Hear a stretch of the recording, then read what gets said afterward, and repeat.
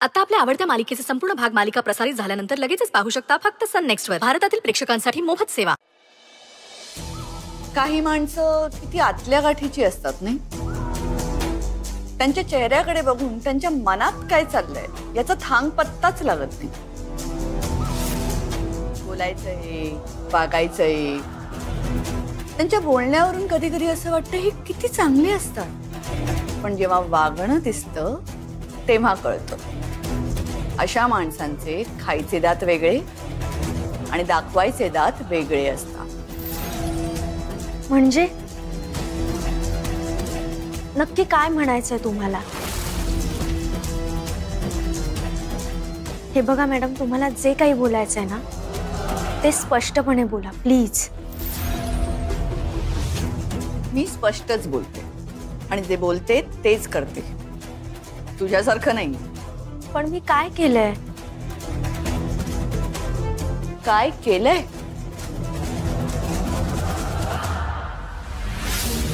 अगं सगळं तूच तर करतेस. घरात जे काही वादळ येतं ते तुझ्यामुळेच येतं. या घरातली शांतता तुझ्यामुळेच तर भंग झाली. मॅडम प्लीज, तुम्हाला जर माझी कोणती गोष्ट खटकत असेल ना तर मला सरळ सांगा. उगाच कोड्यात नका बोल. मी नाही कोड्यात बोलत, मला सवयच नाही. पण सगळ्यांना कोड्यात पाडायची सवय तुला आहे. सगळ्यांसमोर मोठा आव आणत बोलत होतीस ना की जोपर्यंत अंजलीचं लग्न होत नाही तोपर्यंत मी देवांच्या जवळ सुद्धा जाणार नाही. तुझ्या मामाला वचन दिलंस ना तू. मग काय झालं? एका दिवसात वचन मोडलं. मॅडम, मी त्या रूम मध्ये झोपले याचा अर्थ मी शब्द मोडला असं नाही. मी सरांची बायको आहे, त्यामुळे त्या रूमवर माझाही हक्क आहे. मी तिथे नाही झोपणार तर कुठे झोपणार? आणि राहिला प्रश्न शब्द दिल्याचा, तर मी दिलेला शब्द कधीच मोडणार नाही.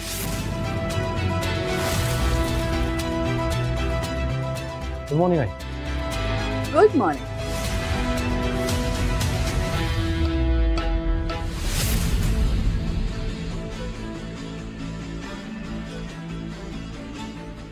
हो ग,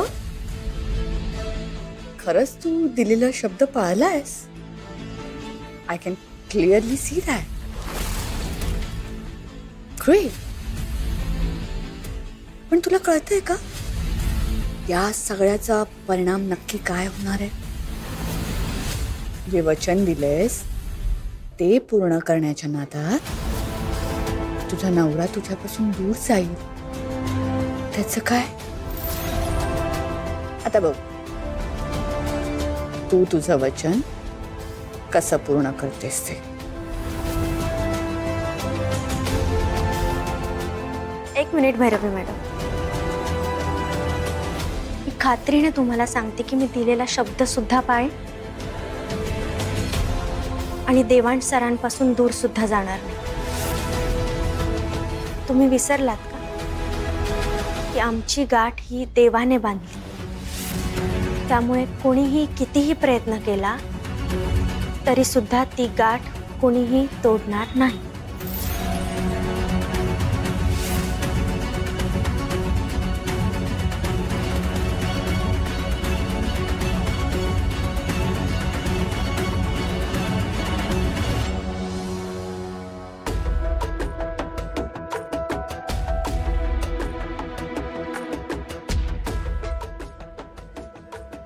हाय Anjali. Hi Devansh, I am so sorry. माझ्यामुळे तुम्हाला आणि सईला खूप त्रास होतोय ना. एकमेकांपासून दूर राहावं लागतंय. बघा ना, मी कितीही चांगलं वागण्याचा प्रयत्न केला ना तरी काही ना काहीतरी गडबड होतेच. आधी लग्नाच्या वेळी इतका त्रास झाला आणि आता हे असं. कसं आहे ना अंजली, आता आपण सगळेच खूप वियर्ड सिच्युएशन मध्ये आहोत. पण हे सगळं फक्त तू नीट करू शकतेस. मी हो पण माझ्या हातात काय आहे देवांश?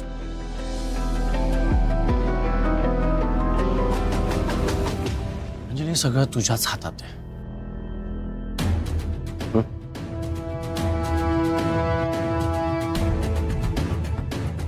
हे काय आहे?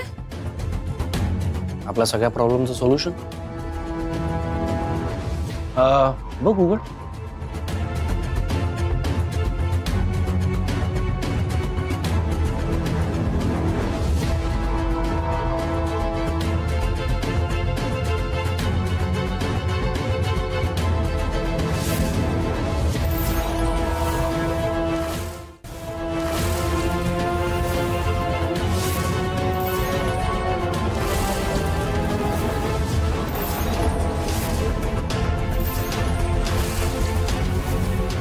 हे सगळे आपल्या सिटीज मधले बेस्ट बिझनेसमॅन. इनफॅक्ट मी त्यांना पर्सनली ओळखतो. सगळी चांगली मुलं आहेत. यातला कुठलाही मुलगा चूज कर, तुझ्यासाठी चांगलाच असेल. देवा, तू अंजलीसाठी स्थळ बघतोय? आता आपण रिस्पॉन्सिबिलिटी घेतली आहे म्हटल्यावर आपल्याला काहीतरी करायलाच हवं ना, नाही अंजली? हो देवांश, पण या सगळ्याची इतकी घाई का करतोय आपण? हे बघ, लग्न म्हणजे काही बाहुला बाहुलीचा खेळ नाही. नीट वेळ घेऊन विचार करून हा डिसिजन घ्यायला हवा. अंजलीचं लग्न आपण करूच, त्यासाठी आपले प्रयत्न सुरूच आहेत. पण मुलगा कसा करेक्ट असला पाहिजे, त्याची फॅमिली चांगली असली पाहिजे, या सगळ्याचा विचार आपण करायला हवा ना. करेक्ट आहे तुझं, अगदी करेक्ट आहे. पण कुठल्या रॅन्डम मुलांचे फोटो नाही आणले ते. खूप चांगल्या फॅमिलीला बिलॉंग करणारे मुले आहेत. मी पर्सनली ओळखतो त्यांना. अँड ट्रस्ट मी, यातल्या कुठल्याही मुलाला जर अंजलीने सिलेक्ट केलं तर ते रिग्रेट करणार नाही, याची गॅरंटी मी देतो. अरे पण तिच्या आई बाबांचं काय? त्यांचं मत विचारात घ्यायला नको का? आता अंजलीच्या बहिणीनं जर यापैकी कुठल्या एका मुलाला अप्रूव्ह केलं तर मला नाही वाटत मामांना म्हणजे अंजलीच्या वडिलांना काही प्रॉब्लेम असेल. आणि राहिला प्रश्न अंजलीच्या आईचा, तर यातली सगळी मुलं खूप रिच आणि हाय स्टँडर्ड फॅमिलीला बिलॉंग करतात. त्यामुळे अंजलीच्या आईला न आवडण्याचा काही चान्सच नाहीये. ताई, आणि तुमचा देवांशवर विश्वास आहे ना, तुम्ही कशाला काळजी करताय? त्यांनी सगळा विचार करून नंतरच ही मुलं निवडली असणार, हो ना? देवा, तू ही जबाबदारी घेतलीस ना, मला खरंच खूप बरं वाटलं. सगळी चिंताच मिटली बघ. आता अंजलीसाठी एक छानसा मुलगा निवडूया आणि धूम धडाक्यात तिचं लग्न लावून देऊया.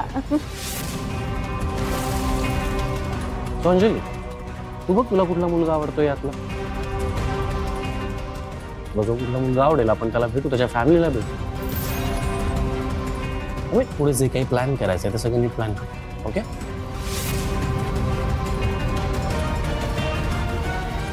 Devansh, thank you so much. तुम्ही माझ्या लग्नासाठी मुलं बघताय, पण मला यातल्या कुठल्याही मुलाशी लग्न नाही करायचं.